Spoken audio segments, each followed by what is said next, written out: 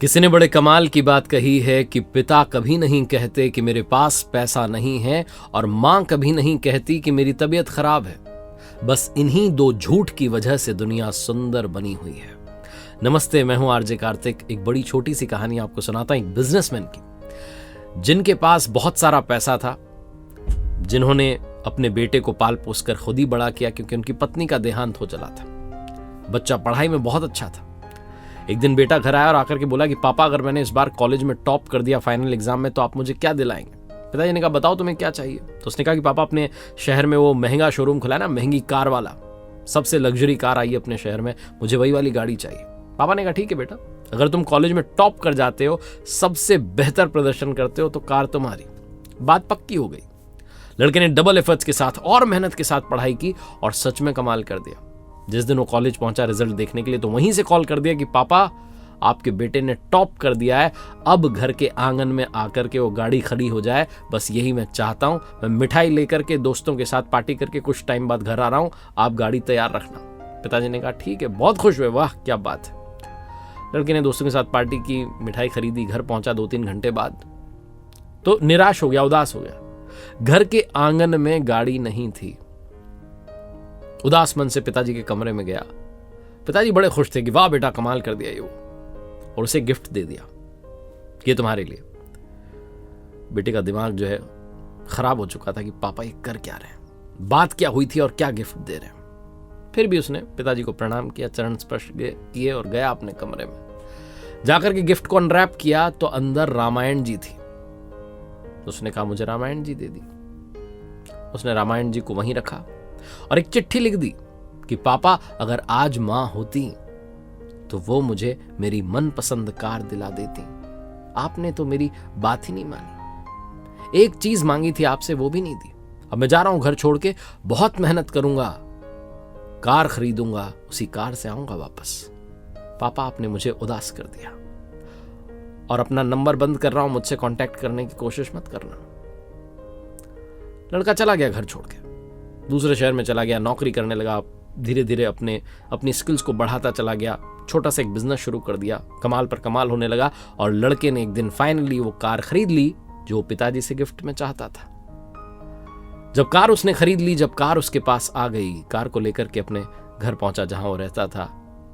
गाड़ी जब बाहर खड़ी थी तो उसे देखते देखते सोचने लगा कि क्या इस चीज के लिए मैंने अपने पिताजी से रिश्ता तोड़ लिया? क्या ये कार इतनी बड़ी हो गई कि मेरे पिताजी को मैंने भुला दिया? होता है ना, जब चीज आपके पास आ जाती है तो आपको समझ में आता है कि ये इतनी भी कीमती नहीं थी। बिना देरी के उसने पिताजी का नंबर डायल किया। फोन जो था वो लगा और उधर से कॉल रिसीव किया घर के नौकर ने। उसने कहा, सेठ जी तो 10 दिन पहले ही दुनिया छोड़कर चले गए। छोटे सेठ जी आपको बहुत याद करते थे। वो बड़े सेठ जी आपके बारे में बहुत बात करते थे, बात करते करते रोने लग जाते थे। आप क्यों छोड़ के चले गए?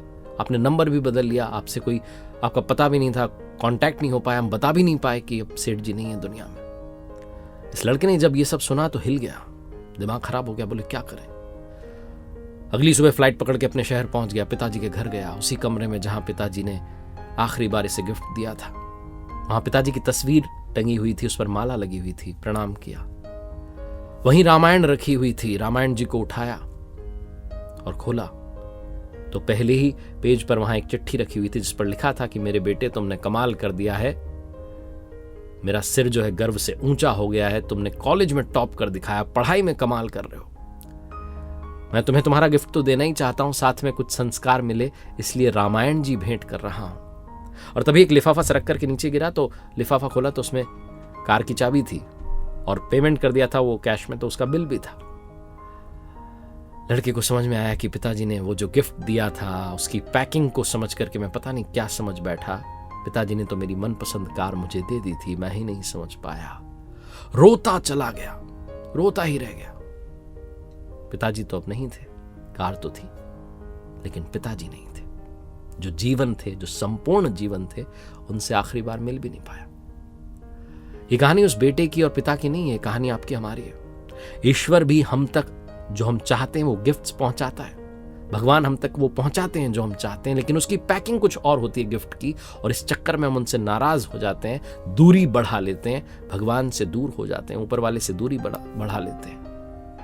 और उन्हें बहुत कुछ कहने लग जाते हैं, भूल जाते हैं कि जो भी वो हमें दे रहे हैं वो सर्वश्रेष्ठ गिफ्ट है, क्योंकि ऊपर वाले का प्लान हमारे प्लान से लाख गुना अच्छा होता है। हम तो इतनी ही दूर का देख रहे हैं, भगवान तो बहुत दूर तक देख पाते हैं, हमारे भविष्य की रचना कर रहे होते हैं।